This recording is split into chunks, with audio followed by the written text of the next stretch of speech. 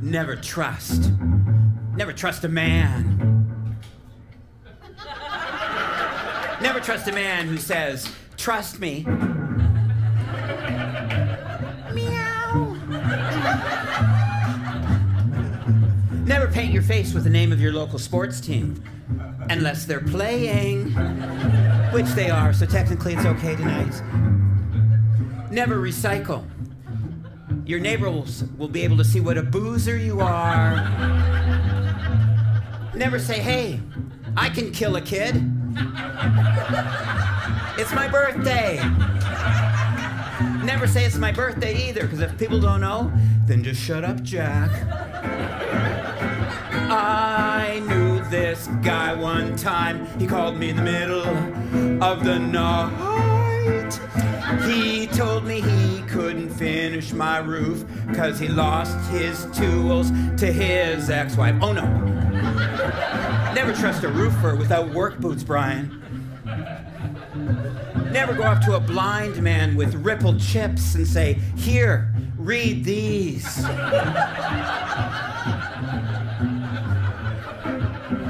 Never describe yourself as a long-gone daddy with fists of steel and a nose for trouble.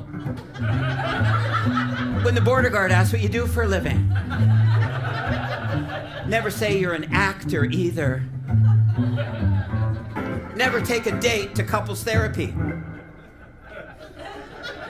How can she be part of the problem? I just met her.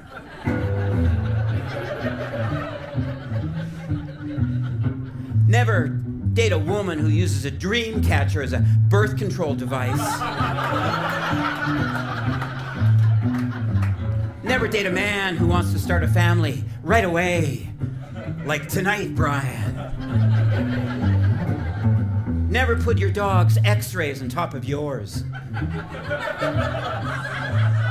To see what it would look like if your dog lived inside of you. Never be at a funeral and say, you're next. Ting, ting, ting, ting. I knew this cat one time.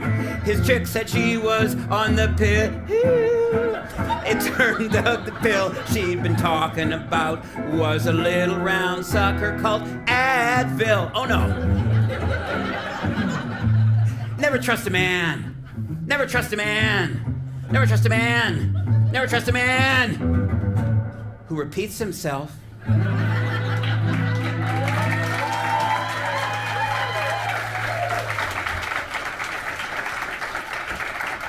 Thank you so much. You came. As I was shaving today, I said, I hope they come. And you did. Now, if you're live tweeting tonight's show, and I hope you are, please say that I strode out like a young William Shatner. I was in that dressing room. That's the same dressing room where the parachute club all had sex. And they're so skanky, parachute club. They don't change the couch. They just turn over the cushions to get rid of their lover's oval. Why would I go there, Brian? So early in the show. Oh my God. I just love, it's so great to be here. I just love playing in Toronto. I just love Toronto.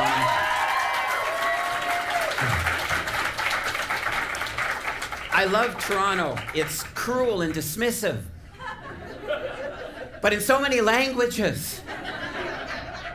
So this is going to be fun. I think I'm going to land the elephant that's probably already in the room. Is that okay, Brian? He doesn't talk. I have to pay him more. Some of you may know me, and some of you may not. Some of you may have been dragged here by your 56-year-old nerd boyfriends. And when I say 56, I really mean 63-year-old nerd boyfriends. And spoiler alert, he will never marry you. Sad, it's really sad, but you're here, so it's great. For you don't know, if you don't know, I'm in a show called The Kids in the Hall. Thank you.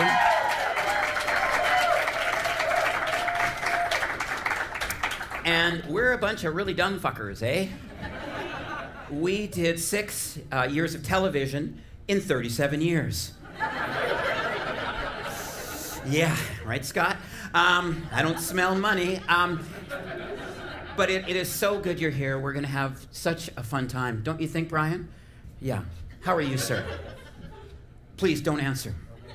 No, I care, but this is technically a theatrical presentation, and legally I'm not allowed to do crowd work.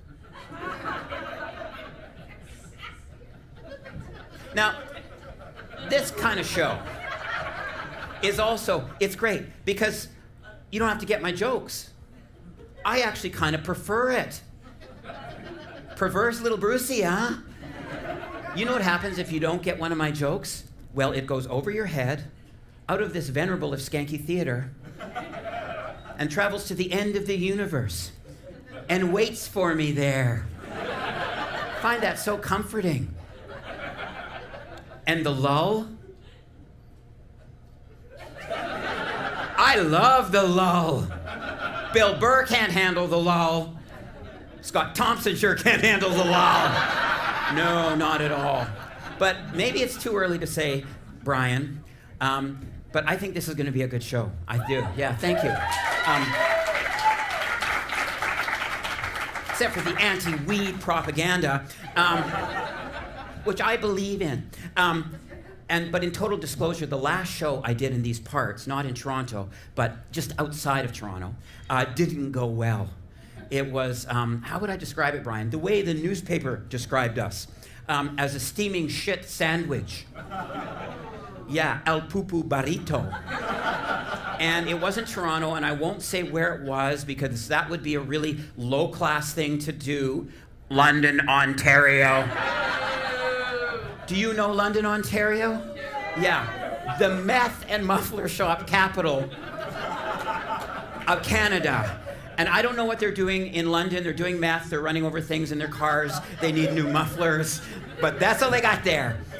Anyway, and you remember this, Brian, because this made Brian weep like a fucking baby. Reading it to me with his dickie and his fanny pack. They don't like us. Money.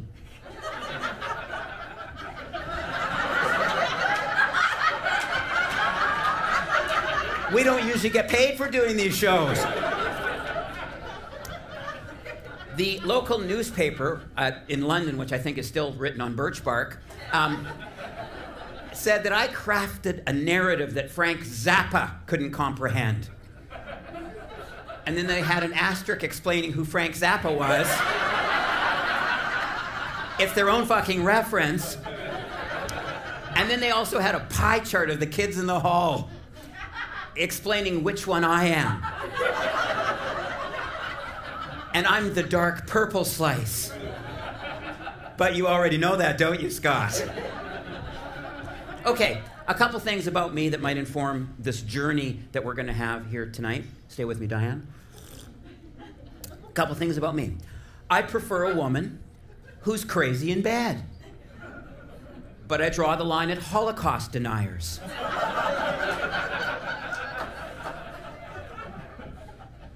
Also, I lost my virginity listening to The Gambler by Kenny Rogers. Yeah, and then I told Kenny to stop singing in my ear. He was wrecking the mood. About me, I once got, the hipsters will hate this, I once got so drunk that I actually liked Coldplay. Oh, another thing about me, and I probably shouldn't say this to you, sir, because you're 16 years old. I have masturbated in front of my dog. Yeah, and I look at your lost horny faces, and I realize, cats too, I realize that I might not be alone. And of course, when I say masturbate in front of your dog, I don't mean, you know, on purpose. You know how it works. You should be doing your taxes, right? And you think, well, I better interfere with myself first. And you have at it with your thing or your button or whatever you do, and you think about whatever you think. For me, it's usually a Boston pizza waitress. Hairy armpits kind of does it. And you're having at it, and you know, you notice that there's a shape at the bottom of your bed, and it's your dog. And you think, well, he's asleep. He won't know, and I'm halfway through it, as I know my body to be. Might as well finish what I started. Isn't that what my life coach would say? And you get through it, and you're so happy that your dog slept through the whole thing, except you forgot to notice your condescending cat, Clarice, staring at you from the ottoman, licking her paws, saying, "Do you realize that you've masturbated in front of me over 2,000 times?" "Well, I wouldn't if I knew you could talk." That's my Kevin McDonald, ladies and gentlemen. Yes. I am talking about accidentally masturbating in front of your dog. I'm not talking about chasing your dog around going, "Bailey, look what I can do. Sit."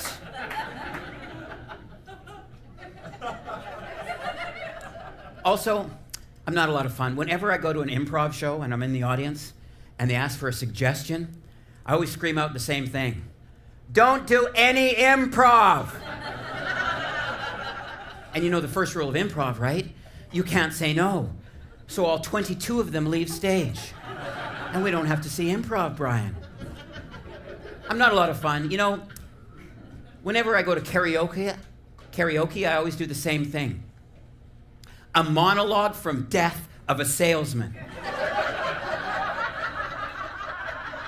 You don't believe me? You know, Willie Loman was not a great man. He never had his name in the paper, but a horrible thing is happening to him, and a horrible thing can befall an average man. Why? Mr. Loman is losing it. Sometimes he'll take his sample cases 600 miles without making a single sale. Yeah, respect must be paid. Respect must be paid. Yeah, thank you.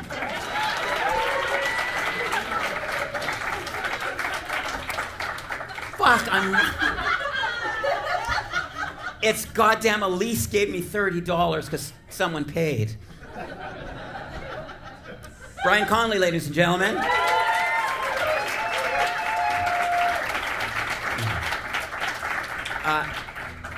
I usually say the man who's been making me cool for 40 years, but it's getting closer to 50.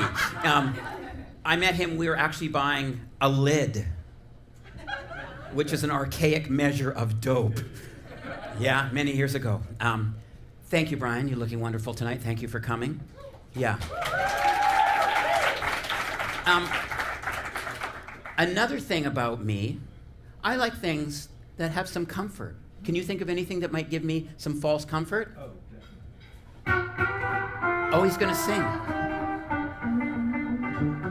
I read the Bible. I highlight what's important. I highlight the whole thing. It really is a good book. There's more truth in here than in a phone book. I think all of it is true, except the part that says God exists.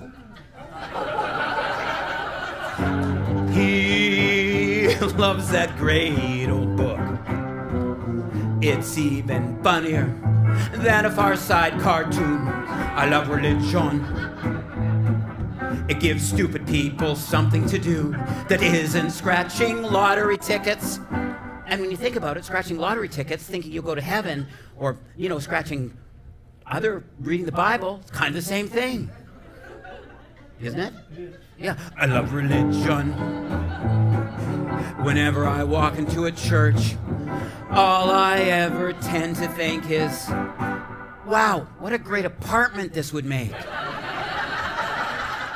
In case you want to read it, I won't tell you how it ends. You die.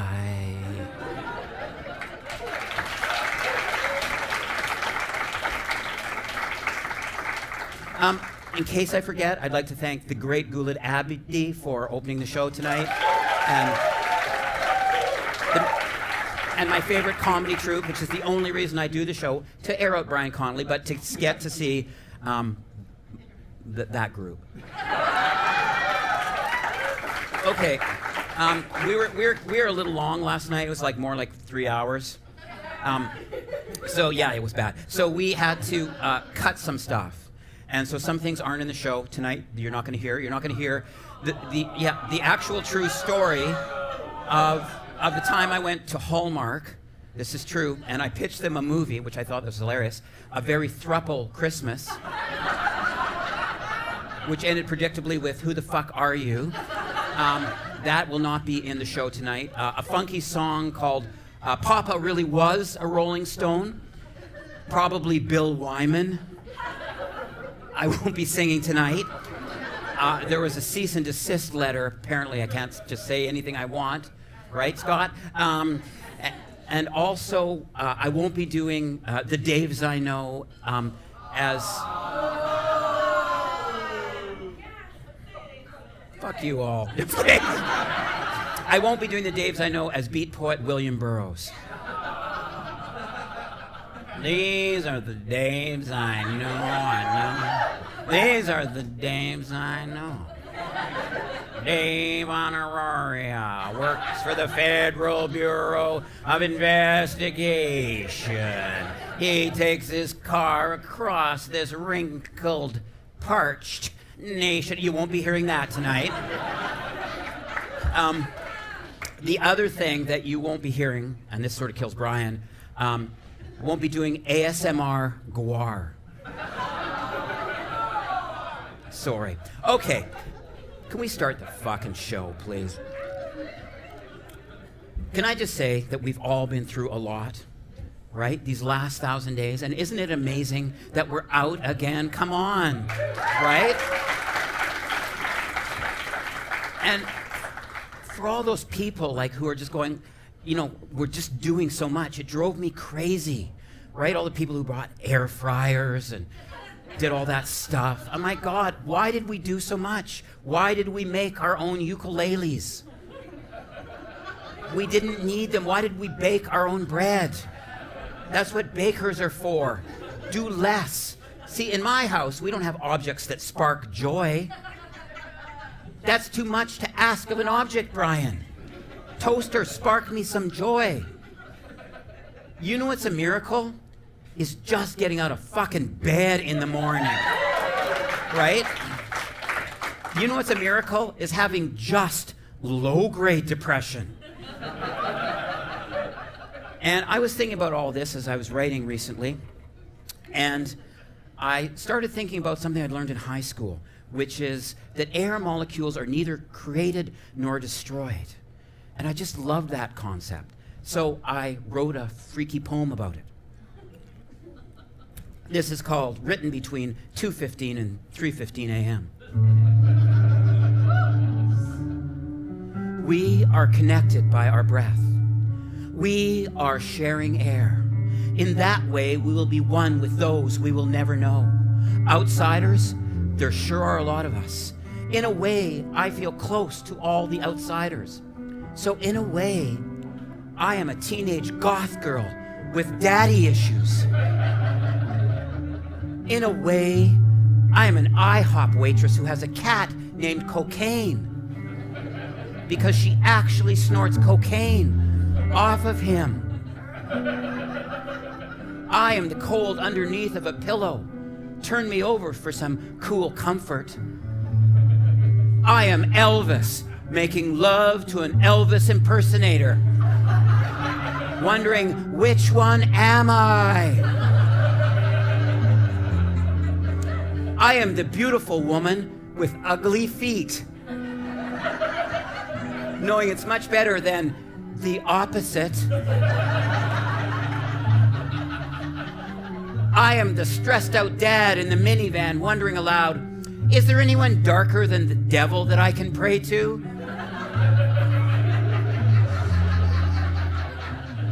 I am the errant cat in homemade pornography, not knowing that I'm on camera. Meow. I am the empty elevator. When the elevator stops, the doors open, and no one gets out. Brian, that is me.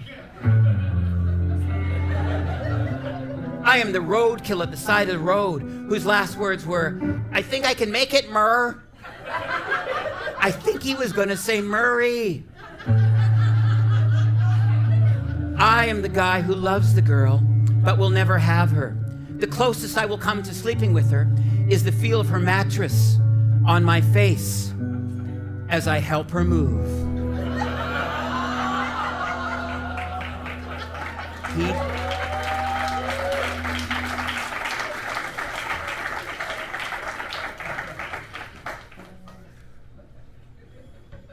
Some nights it feels like I have a devil on one shoulder and a bartender on the other.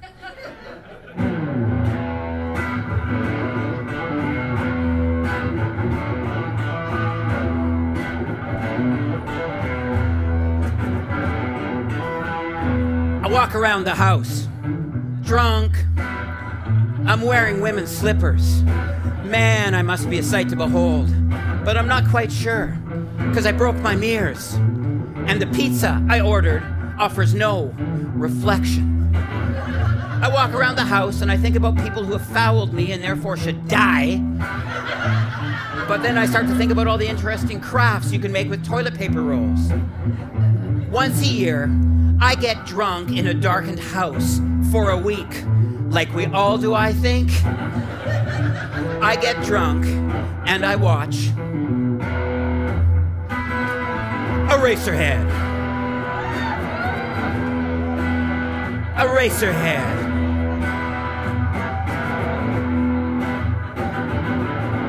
My horoscope has been suspended. I start to interact with this majestic little film. Not so much words, but gesticulations. I kiss the screen. I rub my buttered belly on the screen, like we all do sometimes. And sometimes, day 4 and day 5, I pause for a pizza. I don't eat it. I order it to prove that I'm still in control, just like Eraserhead.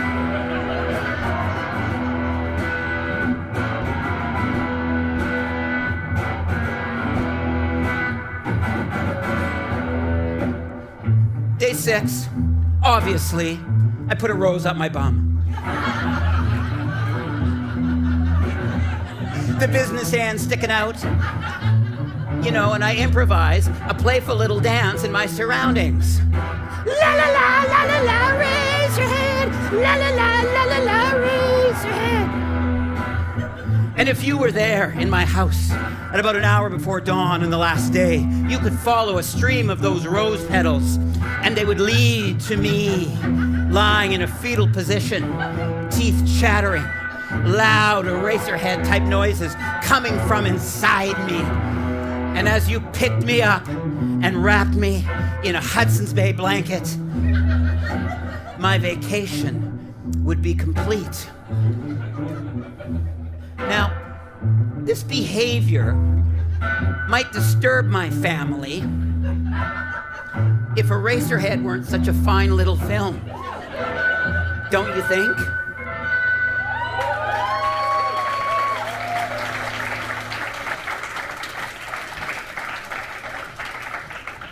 Thank you so much. Okay, now we're in uncharted waters, aren't we, Brian?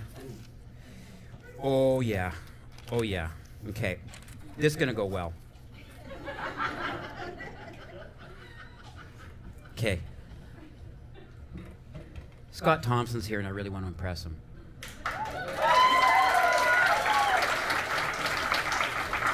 Not working, eh, Scott? Okay. This is a new song. We have a couple new songs, so bear with us. I won't even give you an intro. You know what I will say? I have a great friend named Karen Hines, who's a theater worker, and she has this great line that she was talking about, which is, for all of us, it's raining parents, because all of our parents are in turmoil, or many of them are. And so I wrote an up-tempo song about it. Okay? 1, 2, 1, 2, 3, 4. I want to go to my parents' house, want to go to my parents' house. I want to go to my parents' house, but I can't 'cause they're dead. My mom is dead, my dad is dead, and the house ain't there no more. I want to go to my parents' house, want to go to my parents' house. I want to go to my parents' house, but I can't 'cause they're dead. Sometimes I go there and I look for their dog, but then I do the math and realize he'd be 60 by now.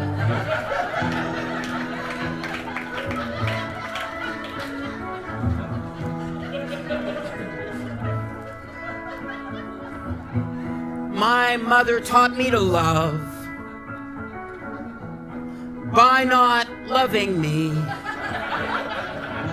Now that she's dead, I feel that I'm finally free.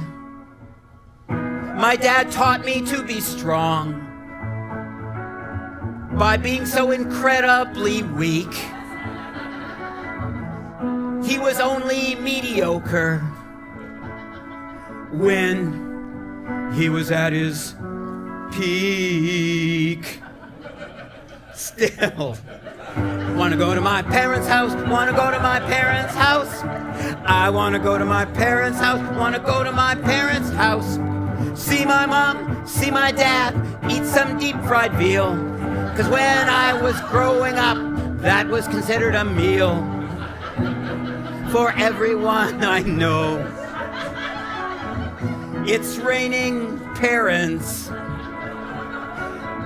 Be it Alzheimer's or just old-fashioned dementia. When my mom died, my sister didn't call me on the phone.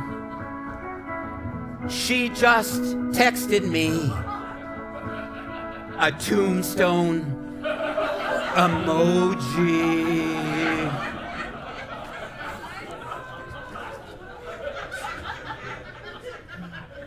I want to go to my parents' house, want to go to my parents' house.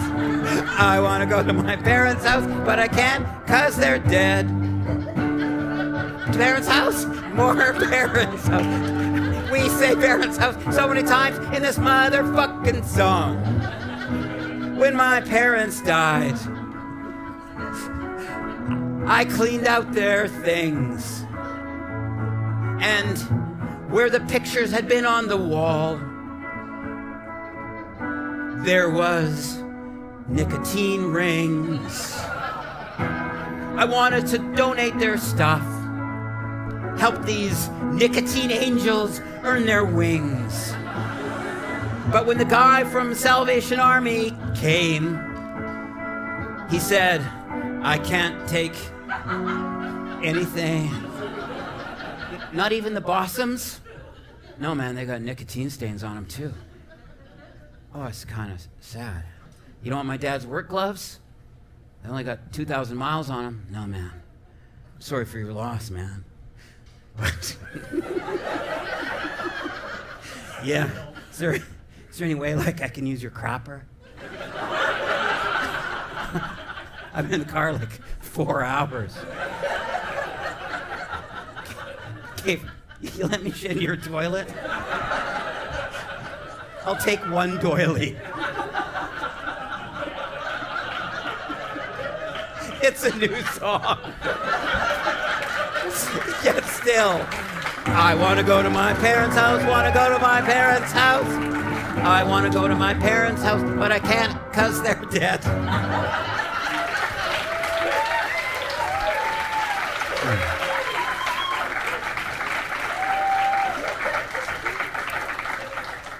Why don't you do some dark ones, Bruce? Here's another new song. You can go now. If you have babysitters, you can go. I want that weed lady to stay, though. I kind of liked her. Now, I talked a little bit about COVID, and it has been, I think it's now we're just starting to process it, all the weird times that we were inside. And I think for every day we were inside, we need at least a day outside. And it was so hard on us. And, you know, I hate all those people who went like, oh, I'm really good at COVID. Yeah, I'll ask you again in 1,000 days. And anything that's hard for us is especially, worse for old people, right? Like, for example, old people are always older than we are. And so they really didn't get it, It was like going to your extended care facility, throwing a piece of birthday cake over the fence, going, Grandma, pick up your birthday cake. You're 90 today. Why are you wearing a mask? Are you gonna rob my nursing home? No, it's COVID. Bovid? I don't know why I said Bovid, Brian. Fuck.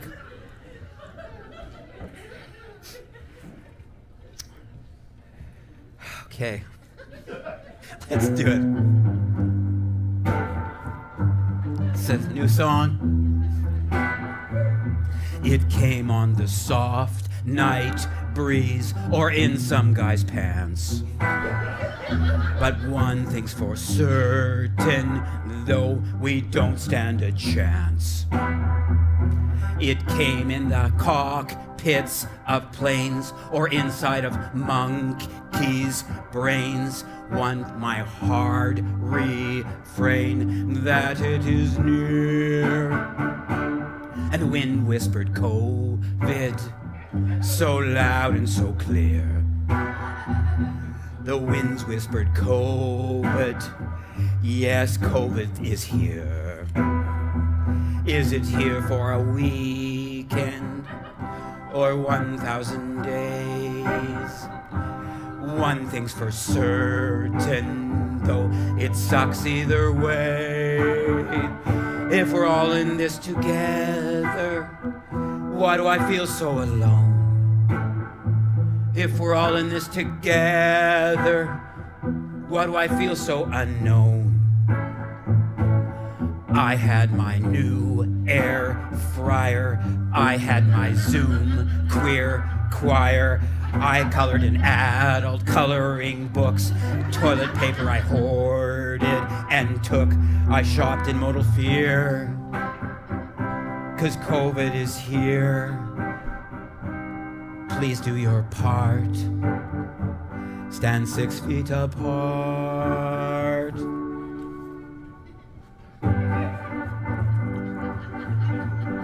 I don't know if I can do it. Yeah. I met her at a store line up. I looked at her, I said, what's up? I praised my pure dumb luck that my store mate was her. Then my soulmate was her. We went on 30 walking dates just till the virus abates. And our passion we basked, but then she asked, can we take off our masks? Can we take off our masks? To her bedroom we raced. I saw her entire face. Passion could begin, except she had a lot of chin. You know, folks, in the middle of a song, when a feller just starts talking, like I'm doing now, things can get kind of serious. She had a lot of chin. Her face just kept going, if you know what I mean. Yeah, I mean, she had the kind of chin that you could open a can of tomato soup with. Yeah, but honestly, the more that I looked at that Popeye chin, the more I started to like it. Like a smell you sort of crave, Like her name, Colleen. Yeah, I fucking hate that name. But you know how things work. One day you just go, I like that chin. I'm kind of obsessed. Yeah, I really like Colleen. And then I thought, well, it is COVID. And, I am 5'6". So beggars can't be choosers, And then the final part was this. And when we made love, it fit like a glove. I bought, okay, I bought a home test kit. In her nose I put the stick. If the test turns out right, I can make you my wife.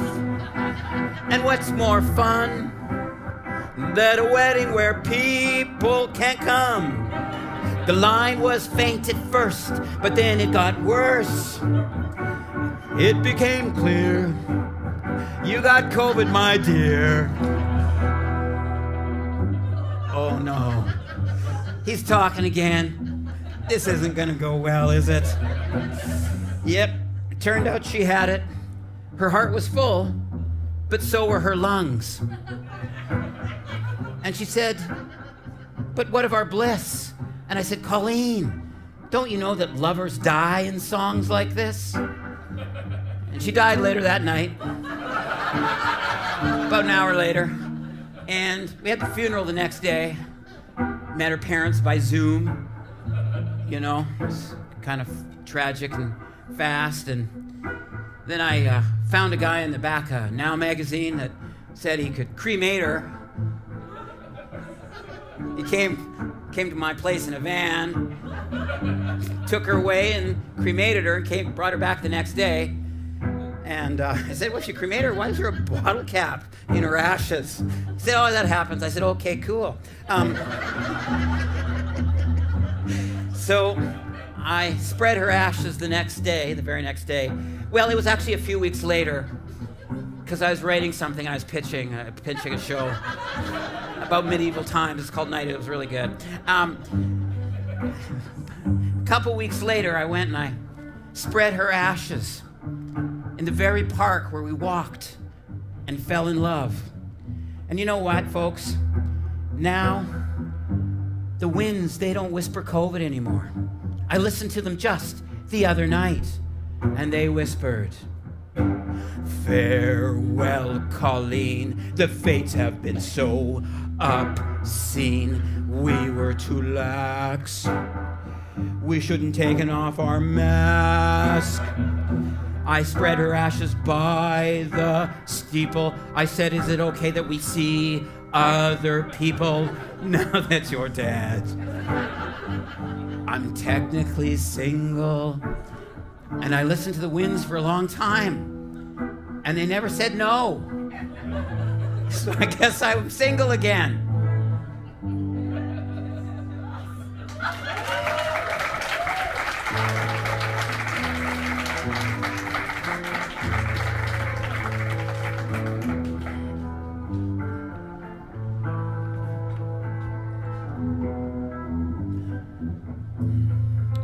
When your friend invites you to a theater workshop on Zoom, have your excuses ready. And by the term theater workshop, it's misleading. It sounds like you're just gonna get in there and roll up your sleeves and rip this play a new one. Nope, they should call it what it really is. Unrehearsed and probably too long.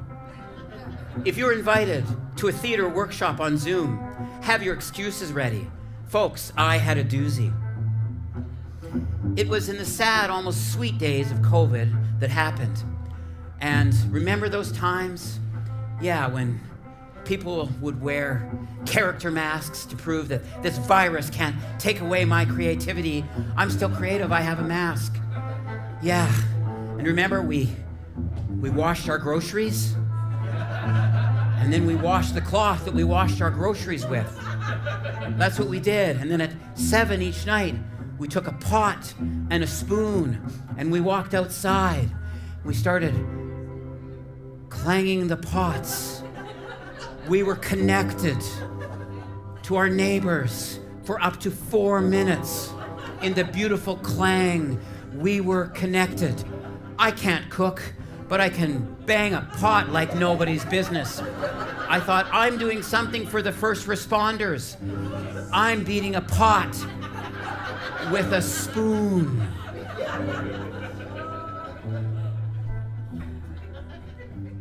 Yes, a theater workshop on Zoom. Just checking my notes, just to say. Now, I live close to a hospital, and we're on the ambulance route. They would drive by every night at 7 when we clang our pots, and some nights they would stop and they would flash their lights, and it was always very emotional. And then some nights a couple guys got out and they would salute us. Oh no, we should be saluting you. You're the first responders. And there was one guy, a particularly interesting, burly, redheaded guy that I remember, and I thought, I'm going to be seeing you again. And that is not foreshadowing, it's a confession. Facing the unspectacular spectacle of a Zoom workshop, I had taken a little something, and I had put my laptop on my lap, and all the Zoom boxes started blaring at me. All the actors saying words, words, words, always words. Writers, why do you use so many words? So many words. You keep saying words, you writers, when it's time to stop. And a few hours later, I drifted into sleep, and then I woke up sometime later. I didn't know anything. And I started thinking about that Kafka book where the man wakes up and he's a cockroach. I'd never read it, but I started thinking of it now because, well, I was one. I had become somehow a cockroach. I couldn't move my arms or legs. I couldn't speak. Yeah, I didn't know. Was I me? Was I someone else? Was I someone better? Well, if I was someone else, I would be someone better. And where was I? At the bad end of a bar fight when I was 18? Had I been hit by lightning underneath a darkening sky? That's a good one, writers like that. Underneath a darkening sky. Had I had a heart attack pitching a workplace comedy to Bell? But I didn't know anything, and I couldn't talk. I was sure for sure that I was covered in gauze, and I couldn't speak. So I tried to lick myself out of the cocoon I was surely in. And it was many hours later I could finally say to my wife, I'm trapped. She thought I was talking about our marriage. Not on this occasion. I'm trapped. And she woke up from her ambient haze, and she looked at me, and we both got scared. And I remembered back to the time, the true time when a couple of years ago, the doctor in LA had asked me about my end-of-life protocols. And I had said to him, if my wife dies, or if I die, my wife can't remarry for 2 weeks. And he thought it was funny, and he wrote it down. Well, wasn't so funny now, was it? And we realized that I had had a stroke, and I immediately wondered if I could still do a monologue in the upcoming Kith reboot. Right? Does Gavin need a functional face? I don't think so. He just stands there and says weird shit. And I was proud of myself that I started writing the stroke folk in my head, just in case. Now, my wife had the hospital on the phone, and they were trying to assess the damage over the phone. And the man on the phone asked me to imagine an object. He's trying to see if my brain was broke. Imagine an object and see if I could say that object out loud. So I thought, well, I'm kind of creative. I thought, you know what's really interesting? A collapsing orange. So I said, collapsing orange. And my wife explained that I'm somewhat creative. Had she asked me to mumble the days I know, I may have waved the 2-week thing. But yeah, here we were. Now, total disclosure about my house. It's a 3-story house. Don't cancel me just for that. And we sleep on the top floor. And one thing that you don't ask your real estate agent when you're looking for a house is, hey, can a stretcher get up those stairs? It turns out they can't. A stretcher can't make it up those stairs. Actually, the red-headed burly man that I referred to before came and he tried to get me on the stretcher and take me down sideways, but it didn't work. So he had to carry me on his back, and my foot knocked off every fucking stupid picture that I have of me and my family on the walls. It was morning now, 9 a.m., and all my neighbors gathered around to see who had been loaded into the ambulance. Yes, they weren't banging their pots now, they were staring at the little man. And in full disclosure again, my wife had put on her housecoat on me, and she'd plonked on her orange fluffy slippers. And I was wearing what I can only describe as invalid drag as they tried to wheel me into the ambulance, but it wouldn't go. The stretcher wouldn't fit into the thing, Brian. I just kept hitting my head over and over and over again. Even in my delirium, I thought, this is fucking funny. I'm in a Simpsons episode. And it is no exaggeration when I tell you that a second ambulance had to be called. But I can see the hospital from here. Big H. So they finally got me there. And of course, these were the COVID days, and there was no room. So I was in the hallway, in the stretcher, and no word of a lie, I heard an intern say, "Is that a kid in the hall?" In the hall. And it was like having a terrible table at a restaurant near the bathroom where everybody who goes by just bangs on your chair. They just kept banging on me. And it was horrible, and I just sat there for hours. And then the doctor came and he started to assess me.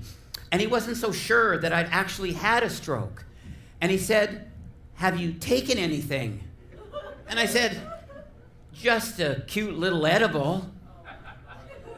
It was a Zoom workshop, after all. And see, folks, I don't know much about edibles. I don't really like them. I just have them occasionally because they're not half a bottle of gin. Kind of mix it up a little bit. And I guess I should have looked on the package, because what I took actually wasn't an edible. It was a big cartridge for a bong. And I guess one rule about dope is that you shouldn't take 100 times the recommended dosage. Had I read the package, it might have said, "Do not gulp this entire thing like a piece of bubble gum or a Werther's, you old fucker." Because if you do, not one, but 2 ambulances will need to be called. The name of the product was not, of course, Warm Bath or Angel's Kiss. It was, in fact, Trainwreck. And I was one now, lying in the hospital. And all of a sudden, my phone started buzzing. The phone that my wife had so smartly tucked into her own pink pocket. It was my friend's girlfriend who kept texting me, going, "Oh, you know, Diane's very upset that you didn't respond to, talk about her Zoom workshop. You know, she worked for 3 years on that workshop." This is the second message. "She worked for 3 years on that workshop, and just like a little hello, loved it, kind of busy." Message 17. "Okay, I guess Diane's just gonna presume that you didn't like it." Message 18. "Hi, it's Diane. I understand that Tommy has been connecting with you." So I could finally text back the greatest excuse in my entire life. "Me in hospital. Me loved show." And they're here tonight. Me love show. And so I laid there, and Nurse Cratchit wouldn't let me leave until I could walk 4 feet. And I kept trying it and failing. She'd go, nope, back on the stretcher. And every hour I keep trying it, and I was lying there. And I started thinking about, why did I think about a collapsing orange? Why did that come into my head? And I started to think about it, and I thought, isn't that what we've all been doing through COVID? Trying to fill up a collapsing orange, make it whole again, fill it up with our love. I was still pretty high. And I started to cry, and tears dripped down my face that couldn't move. And they just kept dripping down. And I said to myself, if I make it out of this hospital alive, I am going to write an excellent monologue called The Collapsing Orange. And I'm going to perform it at a theater much more prestigious than the Rivoli. But yet here we are. It was actually 7 p.m. when I was released. The ambulance drove me home. All my neighbors were out on their various porches with their pots in their hands and their spoons, and they watched as I got out of an ambulance, and my redheaded friend propped me up on my steps. And now, folks, they turned and saluted me. Little man, neighbor who never talks, train wreck survivor.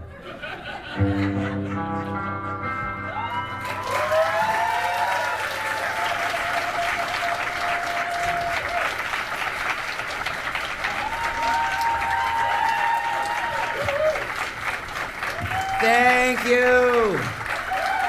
Thank you. Thank you so much. That was fun, right?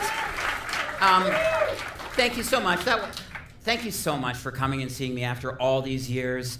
And my beautiful friend, Brian Connolly. It